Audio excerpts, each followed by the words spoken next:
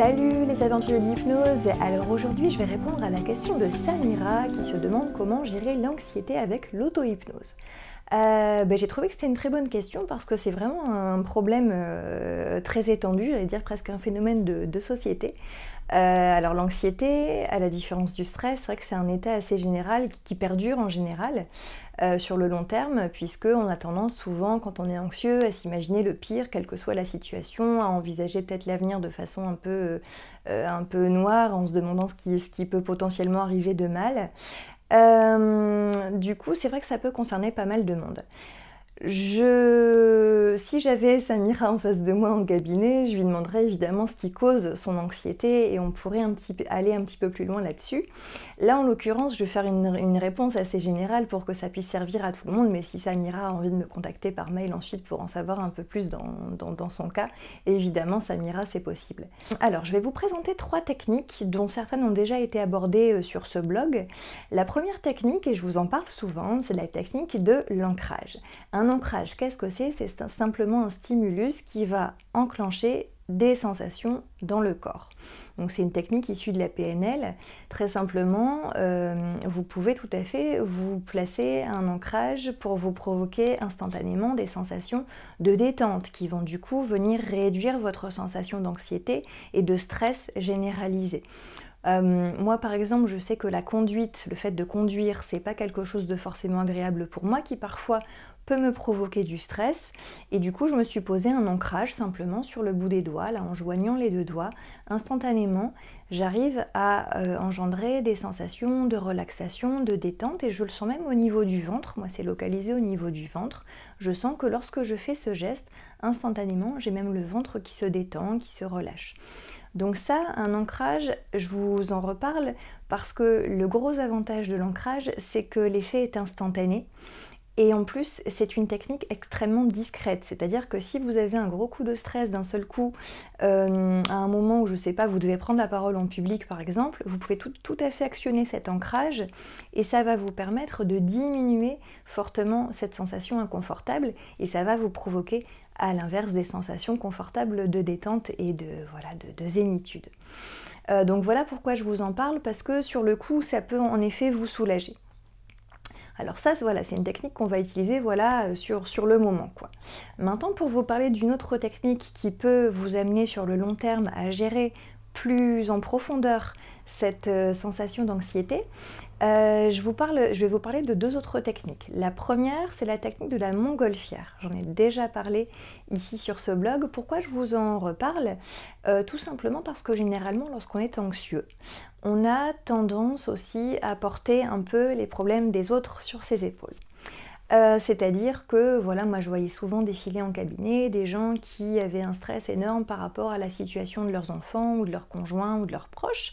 Alors, évidemment qu'il est normal de s'inquiéter pour nos proches, mais parfois on en vient à porter ce stress à leur place, à porter cette situation, cette problématique à leur place, alors qu'on a fait tout ce qu'il fallait, tout ce qu'on pouvait faire en tous les cas, pour les aider.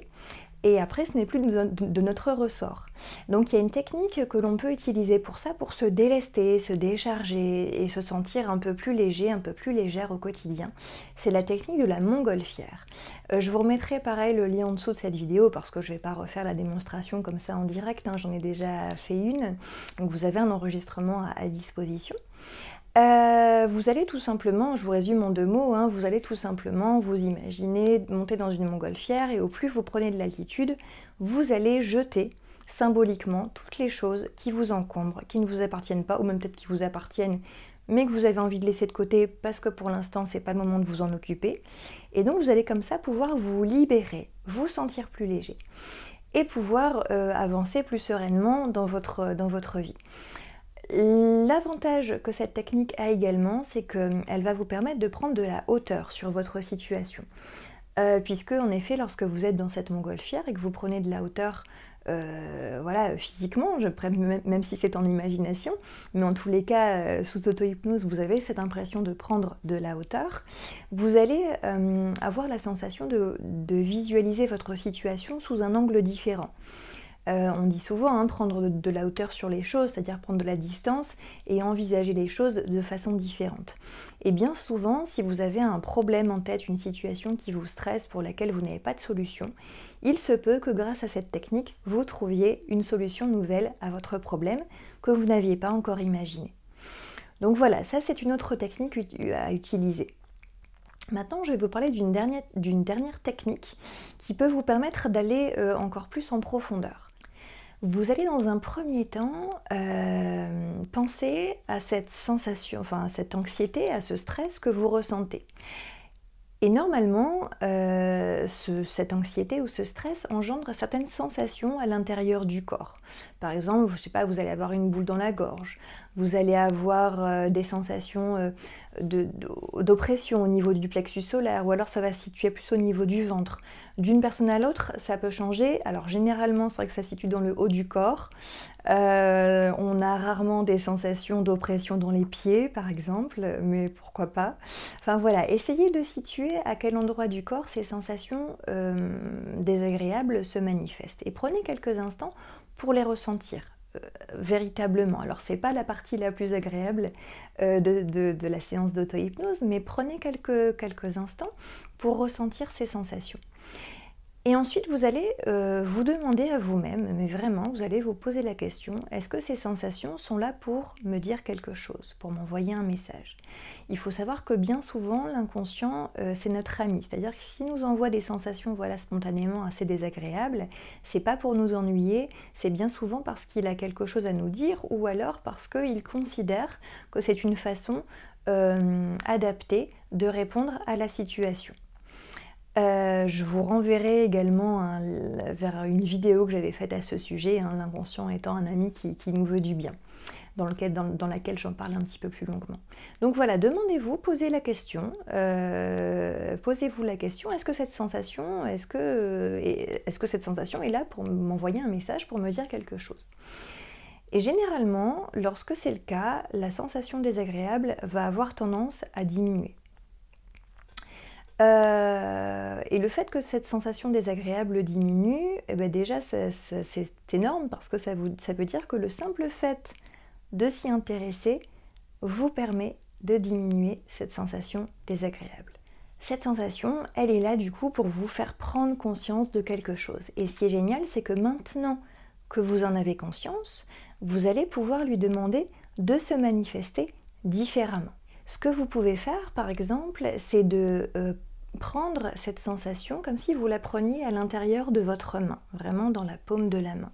Alors n'hésitez pas à lui donner une forme, une couleur, une texture. Vous pourriez même la symboliser par un objet. Ça peut être intéressant à faire. Voilà, cette sensation désagréable, je sais pas, c'est comme, je sais pas, un avion. Ça n'a aucun sens, mais on s'en fout. Concrètement, ça peut être un tigre, ça peut être, je sais pas, ce que vous voulez.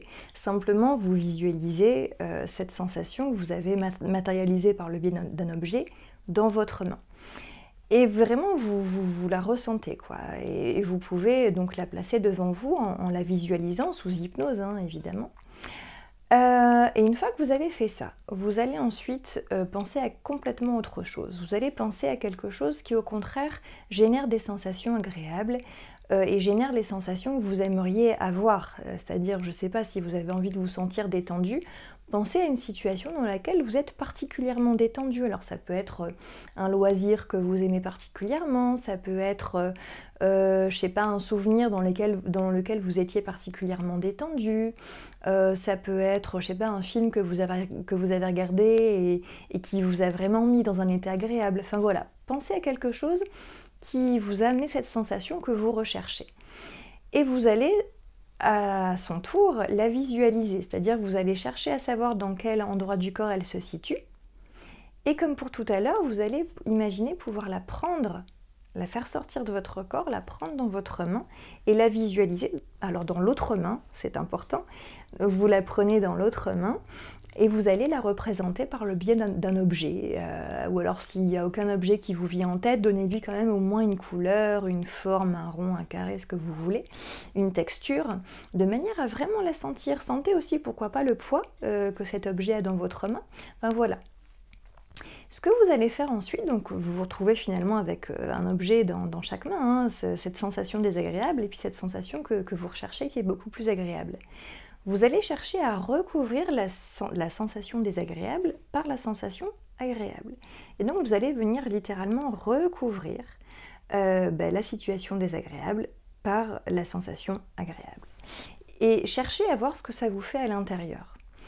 Vous allez voir que généralement vous allez sentir une sensation d'apaisement, de soulagement. Et cette sensation, alors peut-être que vous allez avoir besoin de refaire cet exercice entre guillemets plusieurs fois pour vraiment ancrer cette sensation agréable encore davantage.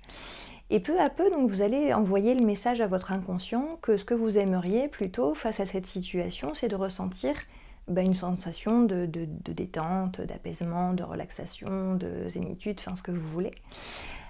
Et peu à peu, l'inconscient va commencer à recevoir le message. Si ce n'est pas le cas, essayez de l'interroger par le biais du signaling. Hein. Je vous rappelle, le signaling, c'est la technique qui consiste à aller interroger son inconscient. Essayez de l'interroger pour voir est-ce qu'il y a autre chose qui bloque ou est-ce qu'il aimerait, je ne sais pas, aborder cet exercice de façon différente? Est-ce qu'il y a autre chose, une autre question à aller soulever? Après, si évidemment vraiment vous bloquez, si vous refaites la chose plusieurs fois et que vous restez bloqué sur cette situation et que vous n'arrivez pas à aller au-delà, n'hésitez pas à vous faire accompagner. Hein. Ça peut être par un hypnothérapeute, ça peut être par, je ne sais pas, un psychologue, enfin ce que vous voulez, mais n'hésitez pas à demander un accompagnement. Voilà, là je vous donne des solutions qui peuvent être un peu immédiates, que vous pouvez aborder tout seul, mais si vous voulez aller un peu plus loin, surtout pensez à faire appel à quelqu'un, hein. Évidemment ça peut être bienvenu. Voilà donc les 3 techniques que je voulais proposer à Samira et à vous tous pour pouvoir gérer votre anxiété ou votre stress, hein, ça marche aussi pour le stress, grâce à l'auto-hypnose. Une chose toute simple aussi que vous pouvez utiliser, c'est le lieu ressource, hein, tout simplement. Hein, utilisez le lieu ressource. Pareil, je vous remettrai le lien pour ceux qui découvrent et qui ne savent pas ce qu'est le lieu ressource. Mais vous pouvez tout à fait l'utiliser simplement pour une petite séance d'auto-hypnose rapide pour vous ressourcer, vous détendre, sans forcément aller plus loin et faire baisser comme ça le niveau de stress ou d'anxiété. Voilà, j'espère que cette petite vidéo vous sera utile pour gérer votre anxiété ou votre stress. N'hésitez pas à vous abonner à ma chaîne YouTube si jamais ce n'est pas encore fait. Moi je continue à répondre à vos questions au fur et à mesure des semaines qui passent, donc n'hésitez pas, si vous avez des questions, vous pouvez toujours me les laisser soit en commentaire, soit m'envoyer un petit email pour me la poser. Voilà, et je vous souhaite une belle journée et je vous dis à bientôt. Salut!